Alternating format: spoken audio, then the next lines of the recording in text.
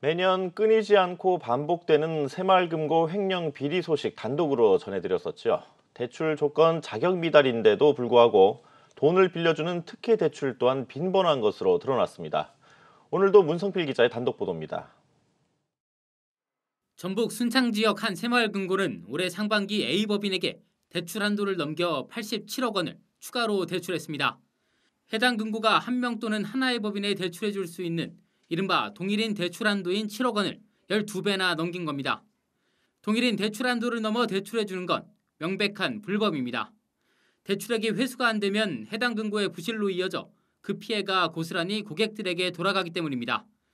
해당 금고는 적발을 피하기 위해 A법인 임직원과 친인척 등 총 23명에게 대출금을 쪼개 대출해 준 것으로 드러났습니다. 해당 새마을금고의 이사장 등 임직원들은 불법 대출 혐의로 검찰 조사를 받고 있습니다. 문제는 이런 동일인 한도 초과 대출이 매년 수십억 원에서 수백억 원씩 발생한다는 겁니다. 김용판 국민의힘 의원이 새마을금고로부터 받은 자료에 따르면 지난 2018년 287억 1,800만 원, 2019년 339억 7,900만 원 등 올해 상반기를 포함해 최근 3년간 이런 특혜 대출이 714억 2,400만 원에 달합니다. 적발되더라도 상당수 솜방망이 처벌에 그치는 점도 문제입니다. 실제 같은 기간 동일인 한도 초과 대출 위반으로 148명이 적발됐지만 징계 면직이나 정직 등 중징계를 받은 사람은 33명에 불과합니다.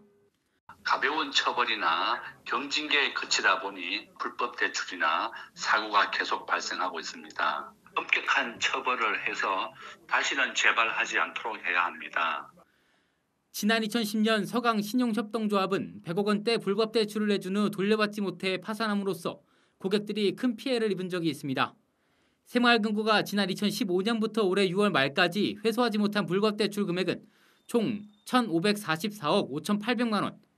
제2, 제3의 금고 파산 사태가 생길 수 있는 위험을 끌어안고 있는 셈입니다. 한편 새마을금고 측은 상시 감시 모니터링과 직접 검사 등 앞으로 이런 일이 반복되지 않도록 노력하겠다고 해명했습니다. 한국경제TV 문성필입니다.